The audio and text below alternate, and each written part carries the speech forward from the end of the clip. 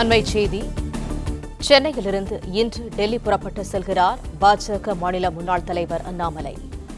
டெல்லியில் பாஜக தேசிய தலைவர் நிதின் நபினை சந்திக்க சென்னையிலிருந்து புறப்படுகிறார் அண்ணாமலை.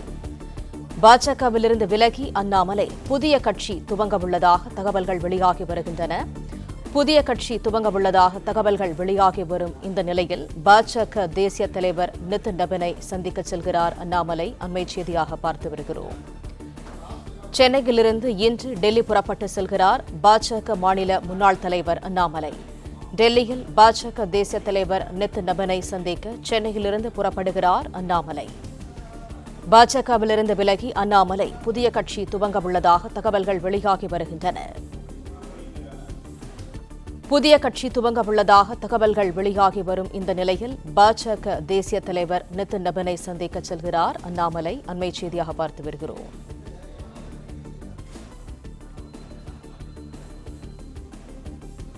சென்னையிலிருந்து இன்று டெல்லி புறப்பட்டு செல்கிறார் பாஜக மாநில முன்னாள் தலைவர் அண்ணாமலை. கூடுதல் தகவல்களை தருகிறார் எமது செய்தியாளர் நிரஞ்சன். நிரஞ்சன், முழு விவரங்கள் என்ன?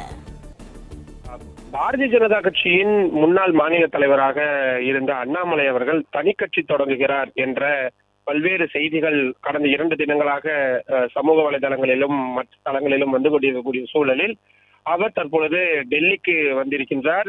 பாஜகவின் தேசிய தலைவர் நிதின் நபினை சந்திக்கின்றார்.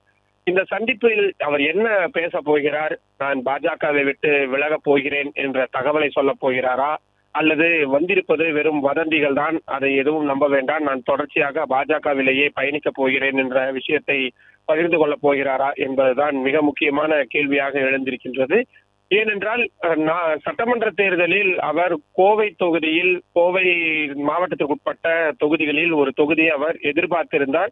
குறிப்பாக சிங்காநல்லூர் தொகுதியில் அவர் போட்டியிடுவார் என்று பெரிய அளவில் எதிர்பார்த்திருந்தது. பல மாதங்களாக கோவை மண்டலத்திலேயே அவர் தங்கி இருந்து இதற்கான வேலைகள் எல்லாம் செய்திருந்தார். ஆனால் வேட்பாளர் பட்டியல் வெளியான பொழுது அந்த பட்டியலில் அவர் பெயர் இடம்பெறாமல் இருந்தது அவரது ஆதரவாளர்களிடையே பெரும் அதிருப்தியை ஏற்படுத்தி இருந்தது. அது மட்டும் இல்லாமல் அதிமுகவுடன் பாஜக கூட்டணி சேர்ந்ததுதான் இவரது இந்த சரிவுக்கு மிக முக்கியமான காரணமாக இருந்தது. ஏனென்றால் அண்ணாமலை அவர்கள் ஊழல் குற்றச்சாட்டுகளை 2 திராவிட கட்சிகள் மீதுமே வெளிப்படையாக முன்வைத்து வந்தார். இதற்கு அதிமுகவின் பொதுச் செயலாளர் எடப்பாடி பழனிசாமி கடுமையான எதிர்வினையாற்றி வந்தார். பாஜகவுடன் மீண்டும் கூட்டணி சேர வேண்டும் என்றால் மாநில தலைவராக அண்ணாமலை அவர்கள் இருக்கக்கூடாது என்பதுதான் எடப்பாடி பழனிசாமி அவர்கள் வைத்த மிக முக்கியமான நிபந்தனைகளில் ஒன்றாக இருந்தது. அதன் அடிப்படையில் தான் அதிமுகவிலிருந்து பாஜகவிற்கு வந்திருந்த நயினார் நாகேந்திரன் மாநில தலைவராக சேர்க்கப்பட்டிருந்தார். அன்று முதலே அவருக்கான பொறுப்பு என்பது கொஞ்சம் கொஞ்சமாக குறைக்கப்பட்டு கொண்டே வந்தது. அவருக்கு பெரிய அளவில் எந்த பொறுப்புகளும் வழங்கப்படாமல் அவர் வெறுமனே கட்சி பணிகளில் மட்டுமே இருந்து வந்தார். ஆனால் இது ஓரிரு மாதங்களில் சரியாகிவிடும் என்றால் பல மாதங்கள் அது நீடித்து வந்து வருடக்கணக்கில் அது தொடர்கதையாக மாறி வந்தது. அடுத்தடுத்து நடைபெறக்கூடிய மாநிலங்களவை தேர்தலிலும் அவர் தேர்ந்தெடுக்கப்படுவதோ அல்லது மற்ற விஷயங்கள் கொடுக்கப்படுவதோ எதுவும் செய்யப்படவில்லை. தேசிய அரசியலிலும் எந்த ஒரு பதவியும் அவருக்கு கொடுக்கப்படாமல் இருந்த நிலையில் அவர் அதிருப்தியில் இருந்து வந்தார் என்றுதான் தகவல்கள் சொல்லப்பட்டது. சட்டமன்ற தேர்தலின் பொழுது கூட மிக விரிவான முறையில் அவர் பிரச்சாரங்களை மேற்கொள்ளவில்லை என்ற ஒரு பார்வையும் அவர் மீது வைக்கப்பட்டிருந்தது. இந்த நிலையில்தான் கடந்த சில நாட்களாகவே பல்வேறு இடங்களில் அவர் தனி கட்சி தொடங்க போகிறார் என்ற போஸ்டர்கள் எல்லாம் ஒட்டப்பட்டிருந்தது. பல்வேறு பகுதிகளில், குறிப்பாக கொங்கு மண்டல பகுதிகளில் அதிக அளவில் அந்த இடம்பெற்றிருந்ததையும் பார்க்க முடிந்தது. காலியாகக்கூடிய 5 சட்டமன்ற தேர்தல்களில் இடைத்தேர்தலில் அவர் போட்டியிடுவார் என்ற அளவிற்கு அந்த செய்திகள் காட்டுத்தீயாக பரவி வந்தது. இந்த நிலையில்தான் தற்பொழுது டெல்லிக்கு வருகை புரிந்திருக்கின்றார் அண்ணாமலை அவர்கள். பாஜக தேசிய தலைவரை சந்திக்கும் பொழுது என்ன அடுத்த கட்ட நடவடிக்கை என்னவாக இருக்க போகிறது, அல்லது பாஜகவின் ஒரு திட்டங்களில் ஒன்றாக இது இருக்க போகிறதா போன்றவை எல்லாம் வரக்கூடிய நாட்களில் தான் நம்மால் தெரிந்து கொள்ள முடியும்.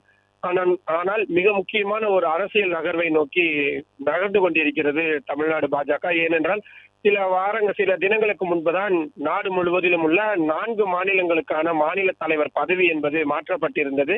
வரக்கூடிய நாடாளுமன்ற தேர்தல், அது மட்டும் இல்லாமல் அடுத்தடுத்து நடைபெறக்கூடிய சட்டமன்ற தேர்தல்களை மனதில் கொண்டுதான் பாஜக இந்த காய் நகர்த்தல்களை செய்து வருகிறது. மத்திய அமைச்சரவையிலும் 12 அமைச்சர்கள் வரை ஜூன் 14ஆம் தேதிக்கு பிறகு மாற்றப்படுவார்கள் என்ற தகவல் எல்லாம் சொல்லப்படுகின்றது.